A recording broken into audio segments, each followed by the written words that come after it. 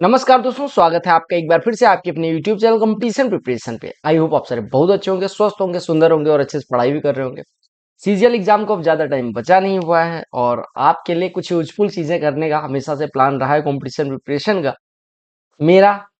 तो आप लोगों ने जो डिमांड करी थी उसी को शुरू करते हैं फिर से। जो मैंने विजेता सीरीज शुरू करी थी उसी का पार्ट 2 होगा। इसमें मैं श्योर शॉर्ट क्वेश्चंस वो करवाऊंगा जो आपके एग्जाम में सीधे देखने को मिलने वाले हैं। ठीक है, आप सीधे क्वेश्चंस देखने को पाओगे सीजीएल के एग्जाम में। तो चलो पहले प्रश्न पे आ जाते हैं। और हम कितने प्रश्न करेंगे आई डोंट नो। 25 का सेट करेंगे, 30 का सेट करेंगे, एक बार शुरू करने के बाद बता पाऊंगा। ठीक है, तो चलो स्टार्ट करते हैं। पीडीएफ आपको टेलीग्राम पे मैंने प्रोवाइड कर दिया है। अगर आपने नहीं देखा, हिंदी अंग्रेजी दोनों में पीडीएफ, सेम पीडीएफ आपको टेलीग्राम पे मिल जाएगा। Do check it out. Telegram channel की लिंक डिस्क्रिप्शन में है। और बस मेरी एक रिक्वेस्ट रहती है, एक बड़ा भाई छोटा भाई होने के नाते, कि मेरी बातों को ध्यान से सुने। क्योंकि जिस फेज से आज आप गुजर रहे हो उसी फेज से मैं गुजरा हूँ, और शायद उसी फेज से उसी संघर्ष को पार करके ही यहाँ तक पहुंचा हूँ। ठीक है, मैं नहीं कहता मैंने मेरी अचीवमेंट्स बहुत हाई हैं, बट हाँ, जिस फेज से जो आपका एम है उसी एम तक मैं पहुंचा हूं, और वही मेरा भी एम था।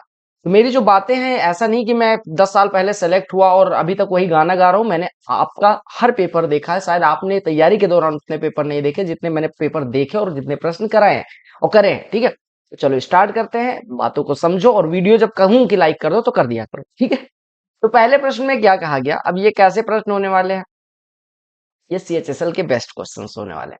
अगर एक शॉपकीपर है, वो क्या काम करता है, डिसाइड करता है कि अब मार्क प्राइस जो है वो 40% से बढ़ा दूंगा। तो कितना डिस्काउंट दे ताकि वो ओरिजिनल मार्केट प्राइस पे बेच पाए कोई वस्तु। तो वो सिंपल सी बात है, दो लाइन का भी प्रश्न नहीं बनेगा कि कोई मार्केट प्राइस 100 थी। ठीक है, 100 से वो 140, 40% बढ़ाना चाहता है, यानी 140 करना चाहता है। अब कहा गया 140 से अगर वो 100 पे बेचना चाहे तो कितना कम करना पड़ेगा। अगर कोई चीज 140 है उसको 100 करना है, यानी कि 40 की कमी करेगा। 140 वाली चीज को अगर 100 करना है तो 40 की कमी। 40 की कमी मतलब हो गई 40 की कमी 140 पे 20 से काटोगे, यानी कि 2/7 की कमी। और 2/7 कितना परसेंट हो जाएगा, 200/7%। वैसे कहें या हम कहें 1/7 14 सही 2/7 होता है। 1/7 14 सही 2/7% होता है। 2/7 28 सही 4/7% हो जाएगा। कुछ था इस प्रश्न में? नहीं, ये सीएचएसएल का बेस्ट प्रश्न है। ठीक है, अगला प्रश्न देख पा रहे होंगे, ऐसे मैं कर देता हूं ताकि ज्यादा कुछ ना दिखे।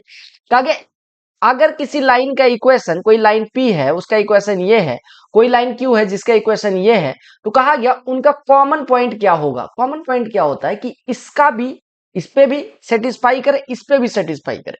दो इक्वेशंस का अगर कोई कॉमन पॉइंट पूछा जाए, नॉर्मल सी बात है, दो इक्वेशंस का हमें ऐसी एक्स और वाई की वैल्यू बतानी हो जो दोनों को सेटिस्फाई करे, वो उसका सोल्यूशन ही होगा। क्या होता है कॉमन पॉइंट, मतलब होता है पॉइंट ऑफ इंटरसेक्शन। इन्हीं भी दो लाइंस के लिए पॉइंट ऑफ इंटरसेक्शन कैसे निकालेंगे, उनके इक्वेशंस को सॉल्व कर लेंगे। जो एक्स और वाई का कोऑर्डिनेट आएगा वही उनका इक्वेशन हो जाएगा, मतलब वही उनका कॉमन पॉइंट हो जाएगा। तो एक लाइन दी गई x plus y is equal to 5। Let's write equation of first line x plus y is equal to 5 and what is equation of second line x minus y is equal to 3। अब you have to solve only this equation x plus these equations x plus y is equal to 5 and x minus y is equal to 3। आप दोनों को जोड़ोगे तो 2x बराबर 8, यानी x is equal to 4, और x बराबर 4 कहीं पे रखोगे तो y बराबर 8।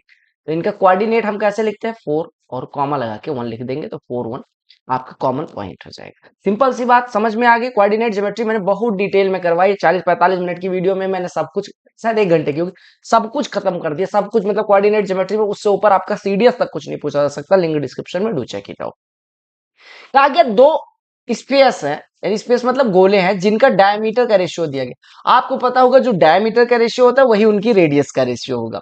अगर लार्जर वाले स्फीयर को पिघलाया जाता है और 125 आइडेंटिकल स्फीयर बनाए जाते हैं, बड़े वाले को पिघलाया गया 125 बनाए गए, छोटे वाले को पिघला के 27 आइडेंटिकल स्फीयर बनाए गए। अब कहा गया आपको 125 आइडेंटिकल स्फीयर और 27 आइडेंटिकल स्फीयर का अगर कहा गया वॉल्यूम का रेशियो 1:m हो तो m की वैल्यू बतानी है। देखो क्या कहा गया, पहली चीज जानो कि अगर कहा जाए आपसे कि आर त्रिज्या को पिघला के स्मॉल आर त्रिज्या की चीजें बनाई जाती हैं, तो वहां पे आपको एक चीज पता होनी चाहिए कि अगर कैपिटल आर को पिघला के स्मॉल आर त्रिज्या का कुछ बनाया जाता है तो कितने बनेंगे। गोले की बात करें, अगर स्मॉल आर त्रिज्या का गोला बनाया गया कैपिटल आर त्रिज्या वाले से, तो इनकी वैल्यू जो होती है वो कैपिटल आर बटे स्मॉल आर का होल क्यूब होता है। सिंपल सी बात, आपको इतनी पता होनी चाहिए बस। आपसे कहा गया डायमीटर का रेशियो 1:4 है, तो हम कह सकते हैं कि त्रिज्याओं का रेशियो भी 1:4 होगा। यानी इस बड़े वाले गोले के लिए त्रिज्या 4 है और छोटे वाले गोले के लिए त्रिज्या 1 है। सिंपल सी बात आपको समझ में आ गई। अब लार्जर स्फीयर को पिघला के 125 छोटे छोटे गोले बनाए गए, यानी इसको पिघलाया गया तो 125 बना, और जब इसको पिघलाते हैं तो 27 गोले बनते हैं। सिंपल सी बात हो गई। अब कहा गया कि जो इनका वॉल्यूम है 125 गोलों का और इस 27 गोले जो बने, इनके वॉल्यूम का रेशियो 1:m है, तो m की वैल्यू बताएं। इतना क्लियर। अब आपको प्रश्न में सब कुछ दे दिया गया। हम अगर आपको पता है यहाँ पे n बराबर दिया गया, आपको कैपिटल R दिया गया और n दिया गया। कैपिटल R 4 है, ये n की वैल्यू 125 है, तो यहां से हम निकाल लेते हैं कि कितनी त्रिज्या के बने। देखो हमने कहा कि अगर यहां से r/r की वैल्यू निकालने जाए तो ये हो जाएगा क्यूब रूट ऑफ n, या हम कह सकते हैं कि अगर स्मॉल r की बात करें तो r बटे क्यूब रूट ऑफ n हो जाएगा। यानी कि अगर हम कहें कैपिटल R त्रिज्या से स्मॉल r त्रिज्या के n गोले बनाए जाते हैं तो स्मॉल r की वैल्यू क्या हो जाएगी, कैपिटल R बटे क्यूब रूट ऑफ n। यहाँ पे वैल्यू पुट कर दो। अगर 4 त्रिज्या से 125 गोले बनाए जाते हैं तो कितने त्रिज्या के गोले बनेंगे, यानी कि स्मॉल r1 कितना हो जाएगा, कैपिटल R 4 बटे क्यूब रूट ऑफ 125 है कितना। और दूसरे के लिए इसकी त्रिज्या 1 और 27 गोले बने, यानी R2 कितने हो जाएंगे, कैपिटल R 1 और n 27, तो 1/3। अब आपको इन दोनों गोलों के वॉल्यूम का रेशियो दिया गया 1:। आपको पता है दो गोलों के वॉल्यूम का रेशियो 4/3 पाई r क्यूब, 4/3 पाई 4/3 पाई कैंसिल हो जाता है, यानी r1 का क्यूब बचेगा और बटे r2 का क्यूब, ये बराबर 1/m दिया गया है। तो r1 का क्यूब बटे r2 का क्यूब, r1 कितना है 4/5, और इसमें 1/3 से डिवाइड करना है, मतलब कि 3 से मल्टीप्लाई कर दो, यानी ये कितना हो जाएगा 12/5। अब अगर r1 का क्यूब बटे r2 का क्यूब, ये r1 बटे r2 कितना आ गया, इतना। अब r1 का क्यूब बटे r2 का क्यूब, इसका क्यूब हो जाएगा, यानी 1/m बराबर कितना हो जाएगा 1728/125। इतना क्लियर हो गया, 1728/125। तो अगर 1/m इतना है तो m कितना हो जाएगा, यहाँ से आप सीधे लिख सकते हैं कि m can be written as 125/1728। यही तो निकालना था। तो आपको ये चीजें पता चल गई कि अगर कैपिटल R त्रिज्या के गोले को पिघला के स्मॉल r त्रिज्या का गोला बनाया जाता है तो n की वैल्यू क्या होती है। अगर हम कहें r की वैल्यू निकालनी है तो r की वैल्यू ये हो जाएगी। ये कुछ कुछ चीजें हैं जो आपको पता होनी चाहिए। और दो गोलों के वॉल्यूम का रेशियो क्या होता है, ये बेसिक चीजें थी, अगर पता है तो आप आराम से इस प्रश्न को बजा सकते हैं, राइट। जहां नहीं समझ में आएगा comment section is all yours, you can comment down all your doubts. कहा PQ किसी वृत्त का डायमीटर है जिसका सेंटर O है, टेंजेंट R पे जो टेंजेंट है वो PQ को बढ़ाने पे A पे मिलती है। हम एक फिगर ड्रॉ करते हैं, late us draw a figure. एक सर्कल है, आलू नहीं है, सर्कल। ये मान लेते हैं एक सर्कल जिसका PQ डायमीटर है, PQ हमने कह दिया डायमीटर। लेट्स एज्यूम कि PQ ये है, ये PQ डायमीटर, PQ डायमीटर ऐसे बना लेते हैं ना, एक मिनट। PQ डायमीटर है अगर इस तरह से कुछ आपका फिगर बना, ठीक है। एक मिनट रुक जाओ, इसको हम थोड़ा सा, रुक जाओ 1 मिनट रुक जाओ, बस फिगर अच्छा बन जाए दिखने में, जिससे अच्छा रहे, इस वजह से मैं कह रहा हूँ।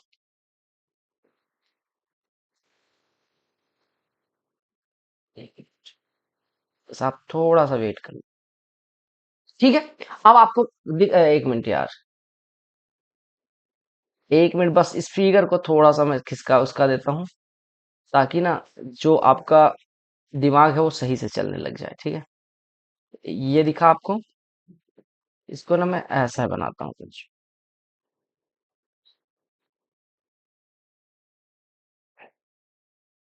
ठीक है, ये ऐसा बना है मान लो, ठीक है। अब आपने कहा कि पी क्यू इसका डायमीटर है, आपने क्या कहा पी क्यू इसका डायमीटर है, तो हम मान लेते हैं ये पी है और ये क्यू है, ठीक है। ये टेंजेंट एट आर, यानी कि आर पे टेंजेंट है, ये देखो टेंजेंट मान लेते हैं, ये टेंजेंट है जो पी क्यू को बढ़ाने पे ए पे मिलती है। ये इस तरह से कुछ फिगर बना हुआ। अब आपको क्या क्या दिया गया उस पे आ जाता है कि क्या क्या दिया गया है, ठीक है। क्या क्या दिया गया कि जो कोण है कौन सा, आर पी क्यू और 27 डिग्री, आर पी क्यू यानी कि दिस एंगल इज 27 डिग्री, हमने कहा 27 डिग्री। तो आर क्यू पी की वैल्यू बतानी, आर क्यू पी यानी कि आपको इस कोण की वैल्यू बतानी, इस कोण की वैल्यू, देखो इस वाले कोण की। अब आपको एक चीज पता होनी चाहिए सिंपल सी बात है कि अगर पी क्यू डायमीटर है तो जो चाप पी आर क्यू है, ये वाला चाप, ये अर्धवृत्त होगा, और अर्धवृत्त में बना कोण समकोण होता है, यानी ये वाला एंगल आपका 90 डिग्री। ये 90 है, ये 27, ये 90 है, ये 27, तो ये ट्रायंगल पी आर क्यू को देखो, एक 90 एक 27, तो ये कितना हो जाएगा 60, यही निकालना। तो फिगर बन गया, आपका आंसर आ गया, ज्यादा टेंशन लेने की जरूरत नहीं, ठीक है। अगला प्रश्न देख, सक्सेसिव डिवीजन एक ऐसा कॉन्सेप्ट बन गया, देखो जीके के बाद सबसे ज्यादा जिसको लेके आप डरते हो ना, वो सक्सेसिव डिवीजन का कॉन्सेप्ट है। क्या कहते हैं कि सक्सेसिव डिवीजन आ गया, आप कैसे होगा, GK is over hyped subject for any exam, B it UPSC, भी मतलब यूपीएससी में तो जीके ही सिलेबस है, बाकी कोई भी एग्जाम के लिए जीके को ऐसा, जीके बहुत कठिन चीज है और उसके चक्कर में बाकी सब्जेक्ट फेल हो जाते हैं। बाकी सब्जेक्ट में आए इनके 30 नंबर, जीके में आए 30 नंबर, इनको मिलता है 60 नंबर। जो जीके कम पढ़ा है वो 50 या 150 ले आया, 150 में 140 ले आया, जीके में 20 आया 160, वो सिलेक्ट हो गए। तो दिमाग लगाओ भैया कि कहाँ पे इनपुट आउटपुट का रेशियो बढ़िया है, लेकिन नहीं लगाना दिमाग।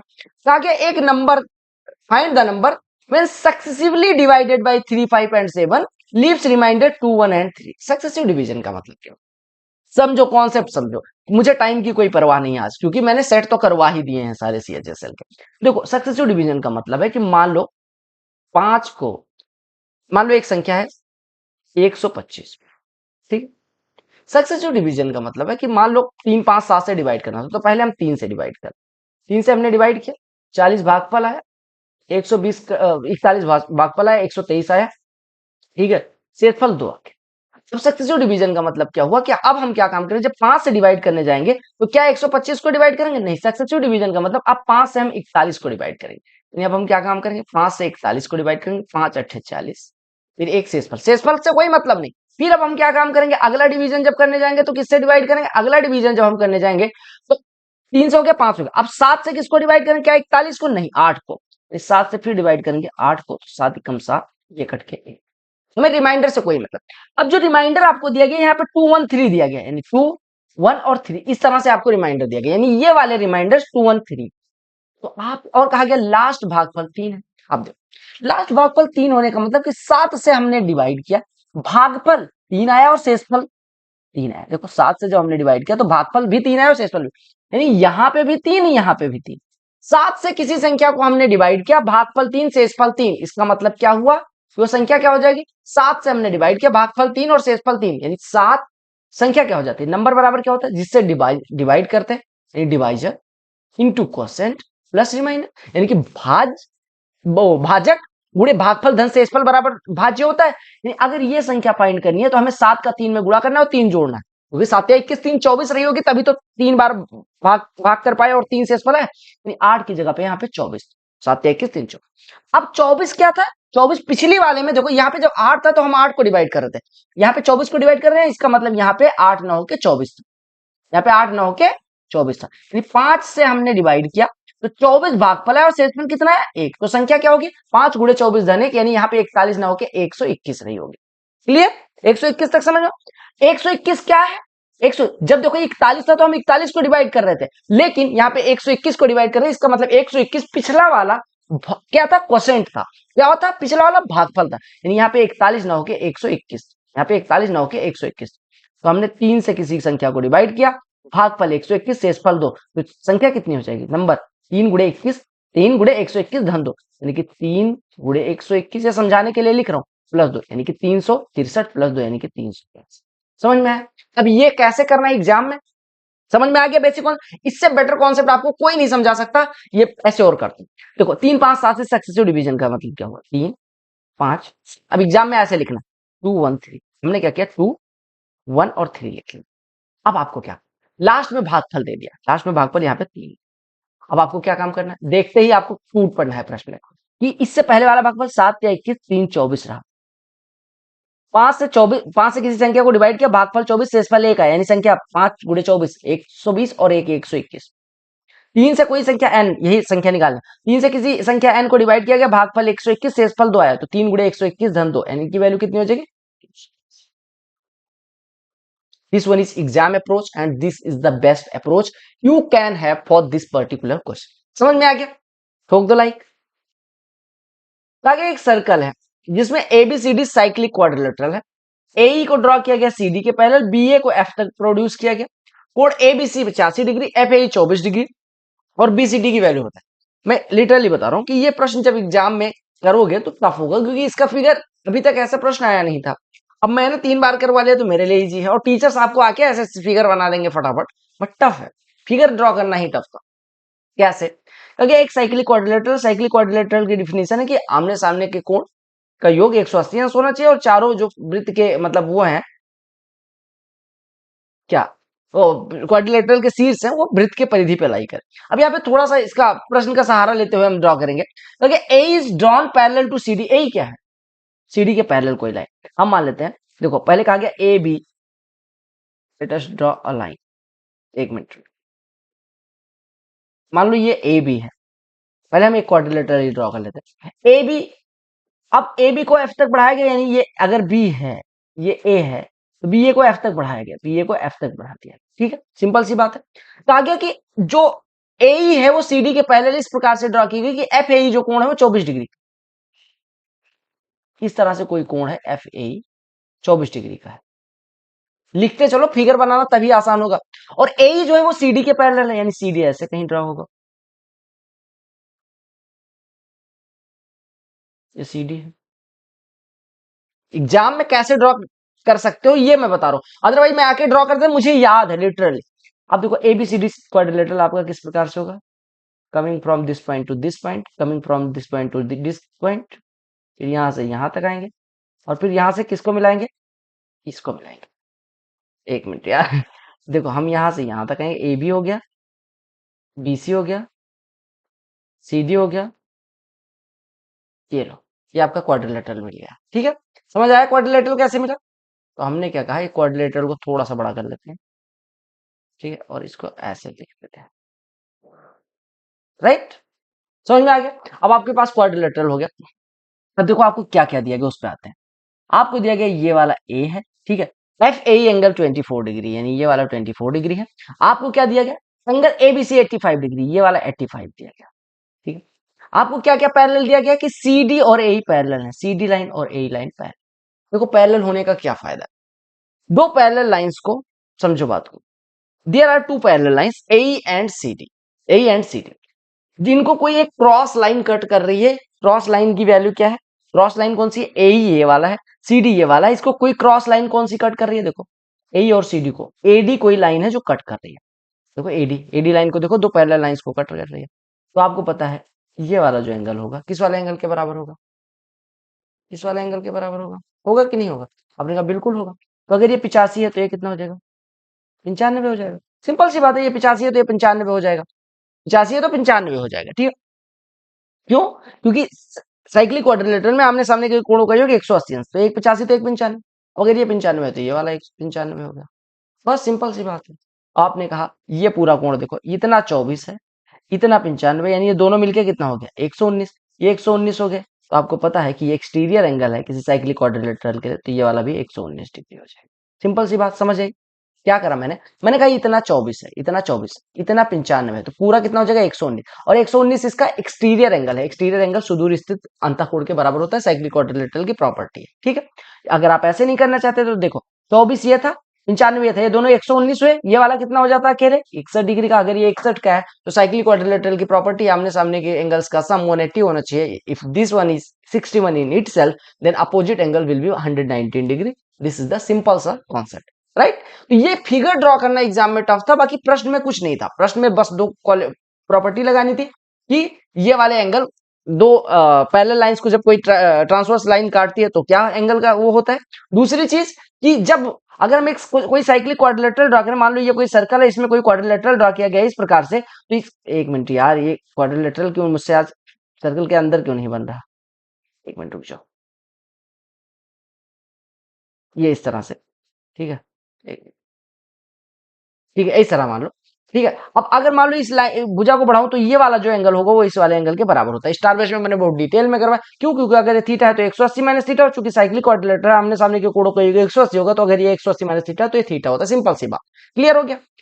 देखिएगा, कहा गया C D is a tangent to a circle of circumference 88 centimetre with its centre at O. कोई वृत्त है जिसका केंद्र ओ पे है, इसकी कोई क्या है, इसकी कोई क्या है, इसकी कोई क्या है, इसकी है एक स्पर्श रेखा सी डी, सी डी स्पर्श रेखा है इस प्रकार से कि ओसी यहां पे काटता है। एक मिनट, हम ड्रॉ करते हैं एक स्पर्श रेखा, यानी कि हम एक टेंजेंट ड्रॉ करते हैं, ये टेंजेंट है, ये इस तरह से आपका कोई वो है, ओ सेंटर है, ये सी है, ये डी है। सिंपल सी बात दी गई, ये कहीं पे टच करती है हमें नहीं मतलब, हमें कहा गया ओ सी पी पे काटती है, this point is P and this point is P, right. अब आपको कहा गया पीसी की लंबाई 6 है, पीसी 6 है, ओसी के ओपी क्या है त्रिज्या, तो यार हो गए। व्हाट इज हाफ, आपको निकालना क्या, what is half of C D if OD exceeds OC by 1 centimetre. अब देखो सब कुछ भूल जाओ, आप सबसे पहले देखो वृत्त की परिधि कितनी दी गई 88, यानी 2 पाई आर इज इक्वल टू 88 दिया गया। 2 पाई आर अगर 88 है तो हम कह सकते हैं 44/7 गुणे आर बराबर 88, यानी आर बराबर 14। आर बराबर 14 यानी ओपी की वैल्यू कितनी हो गई 14, ऐसे ओबी भी कितना हो गया 14। अब देखो आपसे कहा गया what is length of CD, half of CD if OD exceeds OC by 1। OC कितना है 20, OD इससे 1 सेंटीमीटर ज्यादा है, तो अगर OB 14 है तो ये 7 हो जाएगा। अरे देखो OC 20, OD OC से एक ज्यादा यानी OD पूरा 21, आपको तो OB त्रिज्या ये 14 हो गया 7। सिंपल सी बात। अब आपको क्या निकालना CD का आधा। कैसे निकलेगा CD का आधा? CD का आधा कैसे निकलेगा? आपको पता है ये वाला कोण 90 डिग्री दिया गया है, एक भुजा 20 है, एक भुजा 21 है, तो कर्ण कितना हो जाएगा 29। राइट एंगल ट्राइंगल का कर्ण निकालना आसान है ना। आपको पता है 90 के सामने की भुजा कर्ण, एक भुजा 20, एक भुजा 21, तो कर्ण कितना 29। 29 का आधा कितना हो जाएगा 14.5, ये पूछेगा। क्लियर?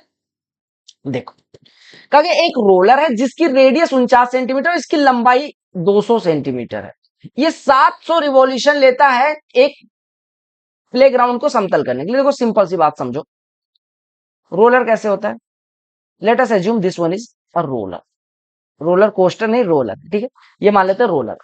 ये एक राउंड लेगा, आपको पता है रोलर ऐसे देखा होगा ना, ऐसे रोलर होता है, ऐसे फिर एक जने बैठे रहते हैं, फिर इधर भी एक चक्का होता है, लेकिन आगे वाले पहिए की मान लो बात करी गई, हमें कहा गया एक जब राउंड लेगा तो कितना एरिया कवर करेगा अपने कर्व सरफेस एरिया के बराबर 2 पाई आर एच के बराबर। तो अगर 700 रिवॉल्यूशन लेता है इसका मतलब वो कितना एरिया कवर करता है 700 और गुणे में 2 पाई आर एच, ठीक है। अब वैल्यू पुट करते चले जाओ, आपका आंसर आ जाएगा। तो आपने कहा 700 गुणे 2 पाई आर एच, यानी 2 इंटू पाई की वैल्यू 22/7 गुणे रेडियस, रेडियस कितना है 49, इंटू एच कितना है लंबाई, वही ऊंचाई, लेंथ मतलब कितना दिया गया 2। ये किस में आएगा 7 से 700 749 गुणे 14 गुणे 2, यानी कि ये 2020 10 के पावर 4 एक जगह लिख लो। 44 दूना 88 गुणे 49, 88 गुणे 50 कर लो, 44 88 गुणे 50 करोगे 4400, 4400 में से 88 घटाओगे 4310, इतना सेंटीमीटर स्क्वायर एरिया कवर करेगा। समझ आया?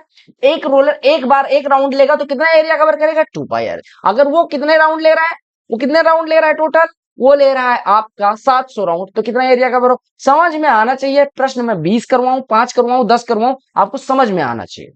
अगला प्रश्न देखो, एक ट्राइंगल है एबीसी जिसमें AB 6, BC इतना, AC इतना, M कोई पॉइंट है AC पे, BM बराबर इतना। Late us draw a triangle जिसमें 6 8 10 दे दिया गया, इसका मतलब ट्रिपलेट दिया गया। अब ये नहीं कहेंगे ये राइट एंगल है।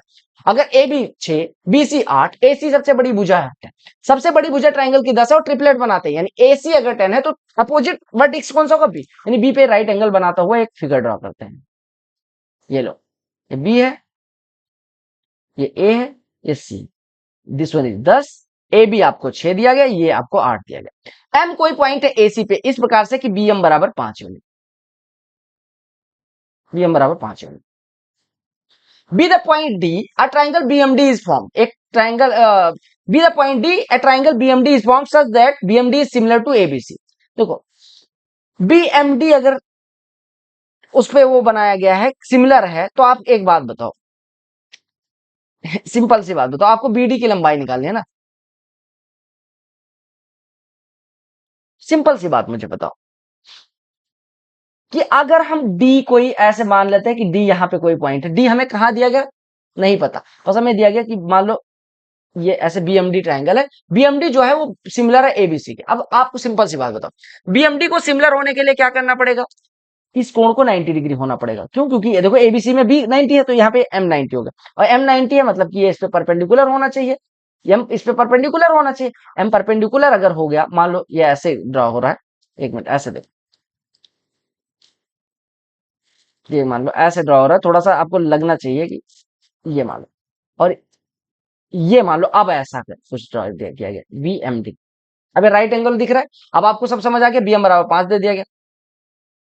अब आपसे किसकी लंबाई पूछेगी, बीडी की लंबाई पूछेगी। आप सिंपल सी बात बताओ कि अगर बीएमडी सिमिलर हो गया एबीसी के, तो हम क्या कह सकते हैं, BM is upon AB is equal to BD upon AC. Similar हो, बीएम की लंबाई कितनी दी गई 5 बटे एबी कितना है, एबी एबी 6, तो ये बीडी कितना है, बीडी हमें निकालना है, बटे एसी कितना है मेरे भाई बस यहाँ से बीडी कितना आ जाएगा, बीडी बराबर होगा 5 × 10/6 यानी 50/6 यानी कि 25/, सिंपल सी बात देखिए। अब कुछ लोग क्या काम करेंगे, कहेंगे यहीं पे परपेंडिकुलर ड्रॉ करते हैं। अरे मेरे भाई, अगर परपेंडिकुलर ड्रॉ कर दोगे तो यहाँ पे डी आ जाएगा ना, तब तो आपको ऐसे बनाना पड़ेगा। ड्रॉ कर सकते हो, लेकिन आपको मेरे हिसाब से समझने के लिए मैंने ये भी फिगर हो सकता है जो मैंने रेड कलर से बनाया, और फिर ऐसे बीएमडी आपका बन जाएगा। अदरवाइज आप ब्लैक वाला भी बना सकते हो। राइट, समझ में आ गया। चलो, सिमिलरिटी बस कॉन्सेप्ट लगना था।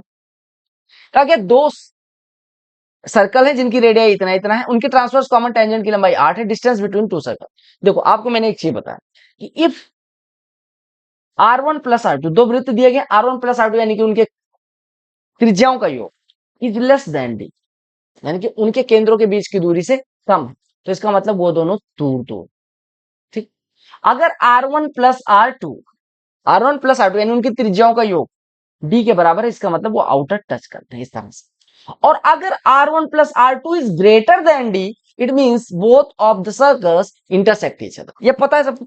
अब यहाँ पे देखो, एक त्रिज्या 6, एक त्रिज्या 3, तो 6 3 9, इनकी कॉमन टेंजेंट की लंबाई हमें नहीं मतलब। यहाँ पे अगर मान लो ऐसे दे देते हैं इनके केंद्रों के बीच की दूरी 8, तो आप क्या कहते हैं, कौन सा केस लगता है, आप बताना कमेंट सेक्शन में। आपको वीडियो कैसी लग रही है ये भी कमेंट सेक्शन में बताना। अगर मान लो यहाँ पे मैं 11 कह देता तब कौन सा केस होता है, अगर 9 कह देता तब क्या केस होता है, ये तीनों मैंने समझाने के लिए बताया। ठीक है, अब आपको यहाँ पे एक फॉर्मूला में बताता हूँ। ट्रांसवर्स कॉमन, यहाँ पे इस कॉन्सेप्ट का कोई यूज नहीं है, बट आगे हो सकता है यूज है। तो वो ट्रांसवर्स कॉमन टेंजेंट क्या होता है, दो वृत्त ऐसे ऐसे हैं, मान लो टच कर रहे हैं, नहीं टच कर रहे, उससे कोई मतलब नहीं। अगर ऐसे लाइन ड्रॉ करेंगे तो इसको ट्रांसवर्स कॉमन टेंजेंट, और ऐसे ड्रॉ करेंगे तो इसको बोलते हैं डायरेक्ट कॉमन टेंजेंट। ठीक है, आप ट्रांसवर्स कॉमन टेंजेंट का फॉर्मूला लिख लेना। अगर केंद्रों, दो वृत्तों की त्रिज्या R1 R2 हो और उनके केंद्रों के बीच की दूरी T1 हो, तो उनकी अनुप्रस्थ उभयनिष्ठ स्पर्श रेखा की लंबाई क्या होती है, √d² - R1 + R2 का होल स्क्वायर। यानी if radii of two circles are R1 and R2 and D is distance between their centers, then what will be the length of transverse common tangent? We can formulate it as TCT is equal to √d² - R1 + R2 का whole square. What you are given with transverse common tangent की लंबाई 8, तो 8 का square कर दो बराबर d², D हमें find करना, माइनस 6 3 9 का स्क्वायर 81, तो d² यहां से कितना हो जाएगा, 81 + 64 145। तो d यानी कि distance between their centres is equal to 100 का 145 का रूट। राइट, अच्छा, इफ समवन आस्क्स यू कि भैया एक बात बताओ, ट्रांसवर्स कॉमन टेंजेंट के बजाय डायरेक्ट कॉमन टेंजेंट यानी उभयनिष्ठ स्पर्श रेखा की लंबाई बताओ, आप कहोगे गुरुजी इसमें कुछ नहीं है। If distance between their centres is d and radii are R1 and R2, then we can formulate the same as √d² - R1 - R2 का square. when two circles touch each other, तो आपको पता है कि d बराबर R1 + R2, मैंने यहाँ पे बताया। तो यहाँ पे अगर दोनों सर्कल एक दूसरे को टच करते हैं, let us assume to circles touch each other, let us assume these two circles touch each other, ये टच करते हैं। एक की रेडियस R1 है, एक की रेडियस R2 है, इनके केंद्रों के बीच की दूरी R1 + R2, ये बराबर हो गए। तो यहाँ पे इनकी ट्रांसफर डायरेक्ट कॉमन टेंजेंट की लंबाई क्या होगी, 2√R1 R2। क्यों होगी, क्योंकि हम यहाँ पे d की जगह पे R1 + R2 का स्क्वायर रखें, तो यहाँ से आ जाए। अब इसकी ट्रांसवर्स कॉमन टेंजेंट की लंबाई क्या होगी, if two circles touch each other externally, then how can we find the length of their transverse common tangent. आप कहेंगे उनकी ट्रांसवर्स कॉमन टेंजेंट की लंबाई तो 0 हो जाएगी ना, क्योंकि एक ही पॉइंट से होके पास होगी। राइट, अगला प्रश्न देखिएगा, बहुत सुंदर सा प्रश्न है। कहा गया दो सर्कल 7 यूनिट रेडियाई के एक दूसरे को इंटरसेक्ट करते हैं इस प्रकार से कि उनकी कॉमन कॉर्ड की लंबाई 7। देखो, दो वृत्त एक दूसरे को टच करते हैं, वे अगर उनके कॉमन कॉर्ड की लंबाई 7 यूनिट है, इसका मतलब क्या हो, एक वृत्त ये है, एक वृत्त ये है, दोनों इंटरसेक्ट करते हैं एक दूसरे को। थोड़ा सा इसको घुमा देता हूं मैं, ठीक है,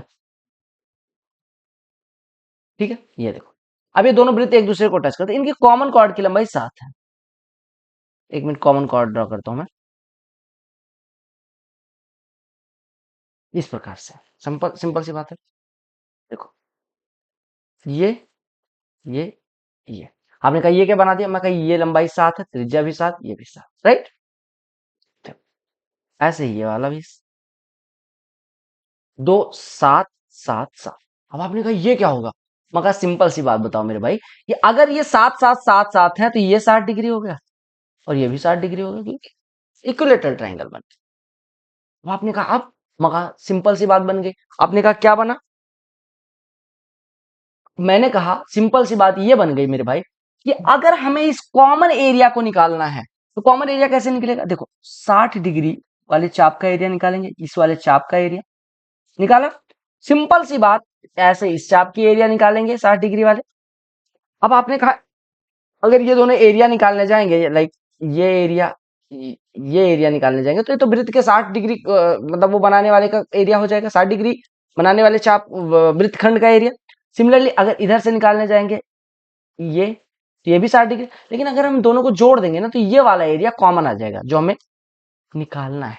ठीक है, प्रतिच्छेद का वर्ग इकाई में उभयनिष्ठ क्षेत्रफल क्या, ये कॉमन आ जाएगा। तो हमें अगर ये निकालना है, फिर क्या काम करेंगे? हम कहेंगे बहुत आसान हो जाएगा। अगर अगर अगर अगर अगर हम क्या काम करें, अगर हम इतने एरिया निकालें, इतना एरिया निकालें और उसमें से इस ट्राइंगल का एरिया घटा दें, तो ये वाला एरिया आ जाएगा और इसी का दोगुना कर दें। सिंपल सी बात। यानी हम क्या काम करें, 60 डिग्री चाप वाले सेक्टर का एरिया निकालें। अगर थीटा वो होता है तो theta upon 360 into pi r square होता है, लेकिन यहाँ पे 60 है तो ये पाई आर स्क्वायर बाई 6 हो जाएगा। इसमें से हम क्या काम करें, इसमें से हम इस वाले सर्कल का एरिया, ट्राइंगल का एरिया घटाएं, √3/4 इंटू आर स्क्वायर, ये घटाएं और इसी का दोगुना कर दे तो हमारी कॉमन एरिया आ जाएगी। यानी हमारी कौन सी एरिया आ जाएगी, ये वाली। ठीक है, निकाल दिया, हमारा यहाँ से फॉर्मूला जनरेट होगा। अब आगे ये काम ना करना आप, यहाँ पे आर स्क्वायर कॉमन ले लो, ये पाई/6 माइनस √3/4 इंटू 2r स्क्वायर बचा। ये फॉर्मूला होता है। अगर आर सर्कल के दो सर्कल्स, अगर आर रेडियस के दो सर्कल्स इस प्रकार से इंटरसेक्ट करते हैं कि उनकी कॉमन कॉर्ड की लंबाई उनकी रेडियाई के बराबर है, if two circles each of radius r intersect in such a way that the length of their common chord is r, then what will be the common intersected area is can be formulated as 2r square into pi/6 minus √3/4, right. तो अब यहाँ पे हमें r की value पता है, r is 7, तो हम यहाँ पे पुट करके कर सकते हैं, यानी pi/6 माइनस √3/4 ये हमेशा रहेगा, बीट एनी क्वेश्चन। और r की वैल्यू 7 दी गई तो 7 का स्क्वायर इंटू 2 यानी कि 98 हो गया, राइट। तो आपका ये आंसर आ गया। अब मैं आपको होमवर्क के रूप में मान लो दे देता r बराबर 14 दे देता, if the radii of to circles is 14, तो यहाँ पे 14 का स्क्वायर इंटू 2 हो जाता। तो टीचर्स आपको क्या बताते हैं, आपको कुछ बताएं ना बताएं, आपको ये जरूर बताना चाहिए कि if two circles of radius r unit intersect in such a way that common chord is of length r, तो व्हाट इज कॉमन एरिया, सीधे फॉर्मूला लिख लेना, ये नोट कर लो दिमाग में और साथ ही साथ अपने नोटबुक में भी, 2r square into pi/6 minus √3/4। ये आपके एग्जाम में सीजन में 100% आना है, नोट कर लो, ये मार्क कर लेना कि रोहित ने इंपॉर्टेंट बताया है, तो this is important, literally important, right. चलो अगले प्रश्न पे आते हैं। एक कंपनी है 25% का डिस्काउंट पर्टिकुलर प्रोडक्ट पे ऑफर करती है। अनुराग विजिट करता है, वो ऐसे डील फाइंड करना चाहता है ताकि वो 390 का बचत करे। तो कितने आइटम्स वो खरीदे जिसका मूल्य 340 हो? एक बात बताओ, 340 पे हमें 25% का डिस्काउंट मिल रहा है, जो भी दाम होगा उस पर 25% का डिस्काउंट। इट मीन अगर प्राइस 340 है तो उस पर 25% का डिस्काउंट, यानी 85 का डिस्काउंट मिल जाएगा।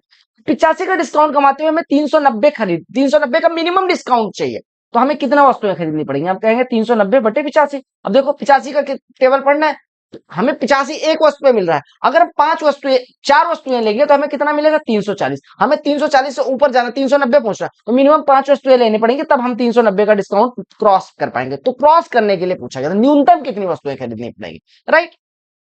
अगला प्रश्न, यहाँ पे n स्क्वायर कर लेना, ये याद हो गए हैं प्रश्न मुझे लिटरल। देखो m वेरीज इनवर्सली एट, देखो वेरीज का मतलब क्या होता है कि m जो है वो इनवर्सली अगर है तो 1/n²+3, यानी अगर n²+3 की वैल्यू बढ़ेगी तो m घटेगा, अगर m बढ़ेगा तो ये घटेगा, मतलब एक बढ़ रहा है दूसरा घटेगा, सिंपल सी बात है। लाइक आपकी मेहनत बढ़ रही है तो आपका जो सिलेक्ट होने का इंटरवल है और टाइम स्पैन है वो कम होगा, अगर आपकी मेहनत घट रही है तो सिलेक्ट होने का जो वो है वो बढ़ता रहेगा, स्पैन यानी कि टाइम जो लगने वाला है वो बढ़ता रहेगा, सिंपल सी बात। अब देखो अगर ये जो प्रोपोर्शनैलिटी होती है इसको हम हटाते हैं तो सीधे सीधे हम कोई कांस्टेंट लगाते हैं, यानी m can be written as k/n²+3 where n is a constant, ये हमें पता चल। अब यहाँ पे केस नंबर 1 निकल के आता है। केस 1 क्या कहता है? केस 1 हमें k की वैल्यू देने के लिए कि अगर m 3 है तो n की वैल्यू 3 होगा, यहां से हम निकाल लेते हैं, m बराबर 3 रखते हैं तो यहां से कांस्टेंट क्या आ जाएगा? m इंटू n²+3, यानी we can put the value of m 3 into 3 का स्क्वायर प्लस 3 यानी कि 12, 3 इंटू 12 36, यानी k की वैल्यू 36 हो गई। अब आपको बताना है कि अगर एन क्या कहेंगे, एन बराबर 3 होने पे एम बराबर 3 है, तो एन स्क्वायर बराबर 69 होने पे एम की वैल्यू क्या होगी? अब एन स्क्वायर बराबर 69 रख दो, एन स्क्वायर बराबर 69 रखोगे तो यहाँ पे एम की वैल्यू कितनी हो जाएगी, के 36 बटे 69, एन स्क्वायर की वैल्यू तो 69 दे देगी, यानी 69 3 72। हमें एक जगह से के की वैल्यू आई और सीधे सीधे हमने एन स्क्वायर की वैल्यू रखी, अगले केस में एम की वैल्यू निकालनी, यानी अगर एन स्क्वायर 36 है तो एम की वैल्यू कितनी हो जाएगी, 1/। सिंपल सी बात दी गई थी। एक रॉबर है जो एक बैग चुराता है 5 बजे और 10 किलोमीटर की स्पीड से भागना शुरू करता है। पुलिसमैन को 5:12 पे खबर लगती है और वो पीछा करता है 15 की स्पीड से। कितने टाइम बाद पुलिसमैन उसको पकड़ लेगा? देखो, अगर रॉबर और पुलिसमैन वाला प्रश्न दिया जाए तो लेट अस एज्यूम कि यहाँ पे रॉबर खड़ा है, ये देखो ये ऐसे करके खुश होकर भाग रहा है। यहाँ पे पुलिसमैन है, इसको थोड़ा मोटा बनाते हैं ताकि ये, चूंकि सरकारी नौकरी में है तो इनको, जैसा कि हमारा वो है कि भैया सरकारी नौकरी वाले तो मोटे होंगे और ये नशे वाला होगा तो ये पतला होगा, बालों फूकता है। अब ये 10 के स्पीड से इधर भाग रहा है और ये 15 के स्पीड से भाग रहा है, ठीक है। लेकिन हमें पता चला 12 मिनट बाद, मतलब चोर 12 मिनट तक इस चोरी वाले प्लेस से 12 मिनट तक वो दौड़ चुका है। एक बात बताओ, सिंपल सी बात बताओ मेरे भाई, अगर वो 60 मिनट में 10 किलोमीटर जा सकता है तो 12 मिनट में, 60 मिनट में अगर वो 10 किलोमीटर आगे जा सकता है तो 12 मिनट वो पहले दौड़ चुका है, क्योंकि पुलिस 5:12 पे आती है और वो 5 ही बजे भाग चुका है। तो 12 मिनट में वो कितना किलोमीटर, 60 मिनट में 10 किलोमीटर, तो 12 मिनट में 2 किलोमीटर, यानी उनके बीच की दूरी 2 किलोमीटर है, राइट। अब ये एक ही दिशा में भागेंगे तभी पकड़े जाएंगे। एक 15 से भाग रहा है, एक 10 से, तो रिलेटिव स्पीड कितनी हो जाएगी, 15 माइनस 10 यानी कि 5 किलोमीटर प्रति घंटे। यानी एक घंटे में इनके बीच की दूरी 5 किलोमीटर कम हो सकती है। यानी कि अगर ये दोनों दौड़ते हैं तो 60 मिनट में 5 किलोमीटर कवर कर लेंगे, तो 2 किलोमीटर कवर करें। 5 किलोमीटर के लिए 60 मिनट, यानी 1 किलोमीटर के लिए 12 मिनट, यानी 2 किलोमीटर के लिए इनको 24 मिनट लगेगा। यानी 5:12 के 24 मिनट बाद, यानी 5:36 पे पकड़ लेंगे। सिंपल सी बात, इससे आसानी से समझ सकते हो? नहीं, मुंह जबानी करने वाले प्रश्न है, आपने प्रैक्टिस करी, आराम से हो जाएगा। रेस वाले क्वेश्चन मैंने करवाए, all types of race questions have been covered in that particular video, kindly watch it, right। अगला प्रश्न देखिएगा, कहा गया एक सर्कल है जिसका सेंटर सी पे है, एबीडी पॉइंट है सरकमफ्रेंस पे, एबीसी कोड की वैल्यू बतानी। आपको फिगर दिख रहा है, एबीसी कोड की वैल्यू बतानी। अब देखो कैसे निकलेगा, देखो आपके दिमाग में क्या आया फिगर को देखते ही, और जूम कर दूं, लो बताओ, ये फिगर देखते ही आंसर आ जाना चाहिए। बताओ क्या आया? अगर मैं ऐसे मिला दूं, आपको कौन सा कोण बताना है, एबीसी। कुछ भी ना सोचो, आप बस इतना सोचो कि अगर ट्रायंगल एसीडी को देखो तो एसी और सीडी रेडियाई है, तो इनके सामने के कोण बराबर होंगे। अगर ये 33 डिग्री तो ये वाला अपने आप 33 डिग्री हो जाएगा, हो गया। अगर ये 33 है मेरे भाई, ठीक है, आपको कौन सा कोण बताना है, एबीसी। अगर ये 33 है, ये 33 है, यानी वो ये दोनों मिलके 66, यानी ये कितना हो जाएगा, राइट, हो गया। अब अगर ये 114 है, ये 126, तो दोनों मिलके कितने हो गए, 240 के। कितने हो गए, 240 के, यानी ये कितना होगा, 120। अगर ये 120 हो गया तो बाकी दोनों कोण कितने होने वाले हैं, 30 30। तो आपका आंसर 30 हो गया। समझ में आया? नहीं समझ में आया, फिर से देखना। अभी ये ऐसे प्रश्नों को आप सीजीएल देने जा रहे हो, मजाक नहीं करने जा रहे हो, एमटीएस का एग्जाम नहीं दे रहे हो, ठीक है। एबीसीडी कोई ट्रेपेजियम है जिसके डायगोनल्स ए बी और सी डी, सॉरी, जिसमें भुजाएं ए बी और सी डी पैरेलल है। इनके डायगोनल्स ओ पे काटते हैं, ए बी बराबर इतना, तो आपको रेशियो बताना है एरिया का। देखो एक ट्रेपेजियम, लेट अस ड्रा एक trapezium, A B C D है, this one is A, this one is A B चूंकि सी डी से बड़ा है तो this one is A, this one B, this one is C, this one is D. A B बराबर 2.5 C D, कुछ भी छोड़ दो, यानी कि अगर ये 2 है एक्स है तो ये 5 एक्स, सिंपल सी बात दी गई, ठीक है। वो सब छोड़ दो, इनके डायगोनल्स इंटरसेक्ट करते हैं एक दूसरे को, ये एक डायगोनल हो गया, ये 2 डायगोनल हो गया, ये ओ है। अगर ये दोनों पैरेलल हैं, ठीक है, अब होता है ये वाला कोण इस वाले कोण के बराबर होगा, ये वाला कोण इस वाले कोण के बराबर होगा, ये दोनों कोण बराबर होगा। तो आप कह सकते हैं कि triangle AOB is similar to triangle COD, कह सकते हैं। अगर सिमिलर हो गए तो इनके क्षेत्रफल का अनुपात निकालना है, तो इनके क्षेत्रफल का अनुपात क्या हो जाएगा, इनकी करस्पॉन्डिंग साइड्स के रेशियो के वर्ग के बराबर। करस्पॉन्डिंग साइड, अगर हम ओ के सामने का कोण इसमें ले, ओ के सामने का कोण इसमें ले, तो ये ओबी के ओ के सामने का कोण, भुजा सॉरी, ओ कोण के सामने की भुजा अगर इसमें ले तो 5x, इसमें ले तो 2x, 5/2 हो गया। तो अगर इनकी एरिया का रेशियो निकालना तो इसका स्क्वायर कर दो, यानी 25/4 हो जाएगा। सिंपल सी बात थी, इसमें कुछ प्रश्न में था नहीं। देखो कहा गया 2 लीनियर इक्वेशन के ग्राफ कैसे होंगे। देखो आपको मैंने एक बहुत आसान कोऑर्डिनेट ज्योमेट्री की वीडियो देख लेना प्लीज। मैंने आपको बताया कि एक equation a1x plus b1y is equal to c1 हो, दूसरा equation a2x plus b2y is equal to c2। तीन केस बताए थे उसके लिए कोऑर्डिनेट ज्योमेट्री। लेकिन अगर a1 by a2 is equal to b1 by b2 हो जाए तो वो पैरेलल होंगे, सिंपल सी बात, इतना जाना। यहाँ पे देखो a1 की x का कोफिशिएंट यानी 1 बटे यहाँ पे 4 a2 का कोफिशिएंट मतलब x का कोफिशिएंट, यहाँ पे y का कोफिशिएंट 2, यहाँ पे y का कोफिशिएंट 8, 1/4 बराबर 2/8 यानी कि पैरेलल होंगे। सिंपल सी बात, बाकी कुछ नहीं जानना था, सिंपल बहुत छोटा सा प्रश्न समझो, ठीक है। यह प्रश्न अच्छा है, इस प्रश्न में बिल्कुल दिमाग नहीं लगाना है, बस आपको माइंड लगाना है। कहा गया कि 60 लीटर मिल्क में जो 1.5 लीटर 1 रुपए का मिलता है, कितना पानी ऐड करे ताकि मिक्सचर एक सही 7/8 लीटर मिलने लग जाए 1 रुपए। सिंपल सी बात। हमारे पास कितना भाव वाला मिक्सचर है, हमारे पास कितना 1.5 लीटर 1 रुपए का, यानी कि 3/2 लीटर 1 रुपए का, तो 1 लीटर का मूल्य कितना हो गया 2/3 रुपए, यानी हमारे पास 2/3 भाव वाला मिल्क है। दूसरा एक सही 7/8 लीटर यानी 15/8 लीटर 1 रुपए का, यानी 1 लीटर 8/15 रुपए का, यानी हमें 8/15 रुपए का मिक्सचर तैयार करना। जो हम ये इसमें ये क्या है दूध, जो हम मिक्सचर मिला रहे हैं उसमें दूध की मात्रा कितना है 0, क्योंकि वो पानी मिला रहे हैं। हमें 2/3 और 0 से 8/15 तक पहुंचना है, तो हमें पूछना दिमाग में लगाना चाहिए कि कितना मिक्सचर मिलाना पड़ेगा। 2/3 8/15, आप सीधे 2/3 को क्या लिख सकते हो 10/15, यानी ये 10/15 वाला चीज है और ये 0/15 वाला चीज है। इससे हमें 8/15 पे पहुंचना है, तो 10/15 में से 8/15 घटाएंगे 2/15, 8/15 में से 0/15 घटाएंगे 8/15, 15 हटा दिया, यानी इनका रेशियो 8:2 होगा, यानी कि पानी जो मिलाया जाएगा वो इसका चौथा हिस्सा मिलाया जाएगा। तो मिक्सचर कितना था 60 लीटर, उसका चौथा हिस्सा यानी 15 लीटर पानी में मिलाया जाएगा। क्या था इस प्रश्न में, एक मर्चेंट है, वो दो वस्तुओं को 10-10 हजार का बेचता है, एक पे 20% लॉस, दूसरे पे 20% का फायदा, उसका ओवरऑल प्रॉफिट है लॉस। लिख के ले लो, ये प्रश्न भी सीजीएल के किसी ना किसी शिफ्ट में देखने को मिलेगा। जब दो वस्तुएं बेची जाती हैं और उनका सेलिंग प्राइस सेम है, यानी SP1 is equal to SP2, then what is the scenario, अगर एक पे x% का प्रॉफिट हो रहा है, दूसरे पे x% का लॉस हो रहा है, तो ओवरऑल x² 100% का लॉस होता है। नोट कर लो, if two articles are sold at same selling price and first one at x% profit and second one at x% loss, then overall transaction will give us x² 100% का loss, right. यहाँ पे x की value 20 है, तो 20² 100 यानी 4% का loss हो जाएगा, ठीक है, 4% का लॉस हो जाएगा, राइट। अगला प्रश्न देखो, ये पीडीएफ मैंने बहुत अच्छे से एडिट करा। ये प्रश्न देखो, कहा कि एक बैंक है जो सिंपल इंटरेस्ट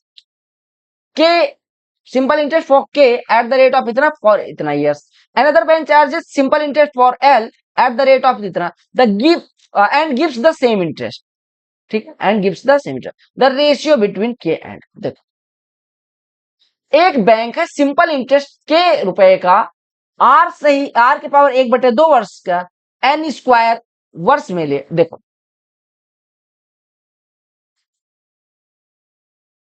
अगला प्रश्न देखिएगा, एक बैंक है जो सिंपल इंटरेस्ट चार्ज करता है कितने पे के रुपए पे, रेट इतना इतने समय के लिए। दूसरा बैंक है जो एल रुपए पे आर पावर 3/2 वर्ष के रेट से n³ ईयर्स के लिए ब्याज लेता है, और दोनों केस में सेम इंटरेस्ट मिलता है। तो आपको बताना है ratio between K and L. देखो के रुपए पे आर पावर 1/2 के रेट से n² वर्ष का सिंपल इंटरेस्ट कितना हो जाएगा इतना, एल रुपए पे आर पावर 3/2 रेट से n³ ईयर्स का इंटरेस्ट कितना हो जाएगा इतना, ये दोनों बराबर है, तो k/l निकालना है।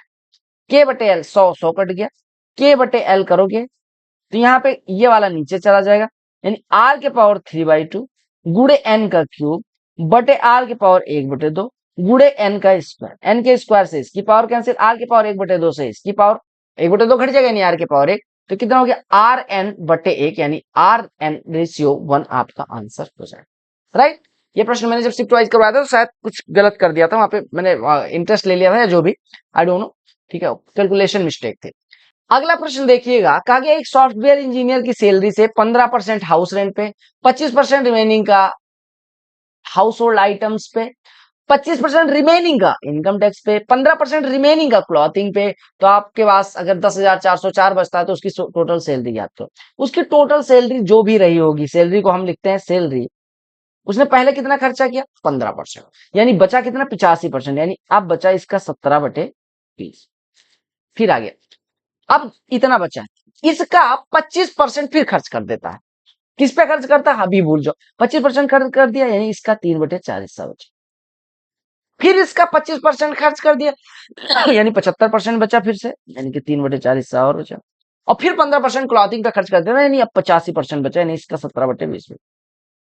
और ये बराबर दिया गया 104,104। 17 से काट देते हैं, 17 छक्के 102, 2 20, 17 एक 17, 17 से काटते हैं, 17 तिया 51, 17 छक्के 102, 3 तिया 9 से काटा 4 बचा, 20 400, 400 गुणे 16 6400, 6400 गुणे 4 25,600। क्या आ गया सैलरी। कितने लाइन का प्रश्न था, ठीक है। अगला प्रश्न अच्छा प्रश्न है, कहा गया two equal circles are drawn on a square in such a way that opposite side of the square form the diameter of it. क्या कहा गया, एक स्क्वायर ड्रॉ करो पहले, let us draw a square. तो मान लेते हैं स्क्वायर है, ठीक है। इस स्क्वायर में दो सर्कल इस तरह से ड्रॉ किए गए, अपोजिट अपोजिट साइड करके। किस तरह से ड्रॉ किए गए, किस तरह से ड्रॉ किए गए, देखो मैं ऐसे बनाता हूँ, ये ऐसे मान लेते हैं, ये फिगर बनाते हैं। इसमें दो सर्कल इस तरह से ड्रॉ किए गए हैं। एक सर्कल मान लो, एक मिनट, एक सर्कल मान लो इस प्रकार है, राइट, इसका डायमीटर ये है। दूसरा सर्कल इस प्रकार से है, एक मिनट यार, सर्कल बना रहा हूँ कि जुलुआ बना रहा हूँ, जुलुआ समझ रहे हो, ये इस प्रकार से, राइट। अब देखो ये बढ़िया बना है भैया, अब इससे बढ़िया फिगर मैं नहीं बना सकता, बना सकता हूँ, बना ही देता हूँ, ठीक है। दो सर्कल इस प्रकार से हैं कि ये दोनों एक दूसरे को टच करते हैं। इसको मैं हल्का सा ऐसे कर देता हूँ, और एक और काम कर देता हूं मेरे भाई, कि मैं इसको ऊपर की तरफ थोड़ा सा खिसका दूंगा, तो ये काम बन जाएगा भाई परफेक्ट। हाँ, जब परफेक्ट कोई चीज परफेक्शन पे बात आती है ना, तो मैं वहां पे फेल हो जाता हूँ। परफेक्शन तो मेरे किसी चीज में है नहीं। एक मिनट रुक जाओ मेरे भाई, इसको तो मैं परफेक्ट ही बनाऊंगा चाहे जो हो जाए। मान लेते हैं परफेक्ट है, ठीक है, मान लेते हैं, है ना, मान लेते हैं मेरे भाई, मान लेते हैं, ठीक है। अब ये इस प्रकार से बनाया गया है कि उनका जो वर्ग की भुजा है ना अपोजिट वाली, वो इन दोनों का व्यास बनाती है। व्यास बनाने का मतलब कि अगर ये पूरी भुजा ए थी तो ये a/2 हो गया उनकी त्रिज्या, और a/2 इसकी त्रिज्या हो गया, राइट। कहा गया कि वर्ग का शेष क्षेत्रफल 42 है। शेष क्षेत्रफल मतलब ये वाला एरिया और ये वाला एरिया, ठीक है। अब एक बात बताओ, वर्ग का पूरा क्षेत्रफल कितना था, अगर भुजा ए थी, वर्ग का क्षेत्रफल एरिया ऑफ स्क्वायर कितना था a²। इसमें दो अर्धवृत्त निकल गए a/2 त्रिज्या वाले, यानी कि एरिया ऑफ सर्कल कितना हो गया, और दो अर्धवृत्त निकलने का मतलब एक वृत्त ही निकल गया, यानी पाई गुणे a, इस a/2 का होल स्क्वायर, यानी a²/4 इतना निकल गया। तो यही शेष एरिया बची, शेष एरिया कितनी हो जाएगी, a² माइनस पाई a²/4, यानी a² कॉमन ले लेंगे तो 1 माइनस पाई/4। ये बराबर आपको दिया गया है, ये बराबर दिया गया 42। तो आपसे कहा गया प्रत्येक वृत्त के व्यास का माप, व्यास का माप मतलब भुजा निकाल दी। बस आप इसी को सॉल्व कर दो, यहां से हमारा a², 1 माइनस पाई/4, 1 माइनस 22/7/4, यानी कि 11/14। एक में से 11/14 घटेगा तो a² गुणे 3/14। दिख रहा है ना ये फिगर, हाँ बहुत सुंदर, बराबर 42। तो 3 से घटे गए 14, यानी a² बराबर 14², यानी a बराबर 14 आ जाएगा। यही तो निकालना था। फिगर समझो, ये फॉर्मूला याद रखना कि अगर दो, एक स्क्वायर में दो वृत्त ऐसे उल्टे साइड में उधर मुंह करके उधर मुंह करके बनाए गए हैं, तो उसमें जो रिमेनिंग एरिया होगा उसका फॉर्मूला होता है a² इंटू 3/14, राइट। अगला प्रश्न देखिएगा, नंबर सिस्टम का प्रश्न। एक संख्या को 304 से डिवाइड करने पे 43 शेषफल मिलता है, अगर सेम संख्या को 16 से डिवाइड करें तो शेषफल क्या बचेगा। अब एक बात बताओ, वो संख्या किस फॉर्म में होगी, 304 प्लस 43 के फॉर्म की होगी, ठीक है। एक बात बताओ, 300 on dividing a certain number by 304 we get 43 as remainder. अब अगर हम इसी संख्या को 16 से डिवाइड कर दे तो कैसे, तो संख्या इस फॉर्म की होगी, यानी 304x प्लस 43 की। 304x तो हमारा पूरा पूरा कट रहा है, देखो 16 से 304x को डिवाइड करेंगे तो पूरा पूरा कट जाएगा, यानी इसे 43 की वजह से रिमाइंडर आएगा, यानी कि रिमाइंडर जो है कि रिमाइंडर जो है, रिमाइंडर नहीं रिमाइंडर, रिमाइंडर जो आ रहा है वो 43 की वजह से आ रहा है। तो 16 से 43 में सीधे डिवाइड कर दो, यानी 16 दूना 32 बचा 11 इससे। ये कब होगा? जब ये जो 304 जो पहले वाला डिवाइजर था इससे कट रहा है, क्योंकि यहां से कोई रिमाइंडर नहीं मिल रहा, तो हमारा जो रिमाइंडर मिल रहा है वो 43 से मिल रहा है, रिसेसफल जो मिल रहा है वो 43 से मिल रहा है, राइट। एक पुलिसमैन है जो इंफॉर्मेशन मिलती है कि एक चोर उससे 1.5 किलोमीटर दूरी पे है। चोर भागना शुरू करता है, पुलिस भी कार से पीछा करता है। पुलिस 120 से भागता है ये पुलिसमैन, और ये 90 से भागता है। तो कहा गया पुलिस चोर को कितनी दूर पे पकड़ लेगा। देख, आपको पता है 90 के स्पीड से और 120 के स्पीड से हम मान लेते हैं कि मान लो एक्स टाइम बाद पकड़े जाते हैं, ठीक है, एक्स टाइम बाद पकड़े जाते हैं। अब एक बात बताओ कि पुलिस कितनी देर, एक्स टाइम बाद छोड़ो, हम एक बात बताओ, अगर ये 120 से इस डायरेक्शन में दौड़ेगा, ये 90 से, तो इनकी रिलेटिव स्पीड 30 किलोमीटर प्रति घंटे, यानी 30 किलोमीटर 60 मिनट में कवर करेंगे, 60 मिनट में कवर करेंगे। इनके बीच की दूरी कितनी है? 1.5 किलोमीटर। तो 1.5 किलोमीटर के लिए अगर 60 मिनट में 30 किलोमीटर, तो 1.5 किलोमीटर के लिए इनको कितना लगेगा? 2 मिनट, 2 मिनट लगेगा। भाई भाई गंदा चाटा मारूंगा। 30 किलोमीटर 60 मिनट, 1 किलोमीटर 2 मिनट, यानी 1.5 किलोमीटर 3 मिनट, यानी चोर यहां से 1.5 किलोमीटर से 3 मिनट और आगे जाएगा, बस इतनी दूरी पकड़ा जाएगी। 90 के स्पीड से 3 मिनट में चली गई दूरी 90 × 3/60, यानी 90/20, यानी 4.5 किलोमीटर। तो 4.5 इधर और 1.5 किलोमीटर इधर, यानी कितने किलोमीटर में पकड़ा जाएगा? अच्छे। ऐसे प्रश्न आप बस देख के घबरा जाते हो, बाकी कुछ नहीं होता, लिटरली कुछ नहीं होता ऐसे प्रश्न में, राइट। एक शॉपकीपर एक वस्तु को 150 लिखता है, 25% के डिस्काउंट पे बनाता है, 25% डिस्काउंट पे बेचता है, ₹2.5 का गिफ्ट भी देता है, फिर भी 10% का प्रॉफिट होता है, तो कॉस्ट प्राइस बताओ। कुछ भी ना, मार्केट प्राइस 150 लिखता है, 25% का डिस्काउंट देने का मतलब इसके 3/4 पे बेचना चाहता है, उसके बाद इतने में ना बेच के ₹2.5 का और डिस्काउंट देता है, उसके बाद भी सीपी पे 10% का प्रॉफिट होने का मतलब सीपी के 11/10 पे। तो यहां से सीपी निकालना, बस सिंपल सी बात है। तो 2 से कटेगा ये 2 हो जाएगा, ये कटेगा 75, 75 या 225 में अगर 2 से डिवाइड करेंगे 112.5, 112.5 में अगर 2.5 घटाएंगे तो 110, यानी सीपी गुणे 11/10 बराबर 110, यानी सीपी कितना हो जाएगा? तो ये थे 25 प्रश्न जो आपको करने थे। आई होप आपको प्रश्न समझ में आ गए होंगे, ये सेट समझ में आ गया होगा। अगर समझ में आया तो video please please please like करना, चैनल को सब्सक्राइब करना, और बहुत यूजफुल कंटेंट आने वाले टाइम में आने वाला है। Trust me, you are gonna rock in this exam, बस ट्रस्ट मी। 20 दिन का एग्जाम जो बचा है उसमें मैं आपको एकदम वैल्यूएबल चीजें करवाऊंगा। तो चलो मिलते हैं अगली वीडियो में, तब तक के लिए bye, take care, love you all the very best for all exams.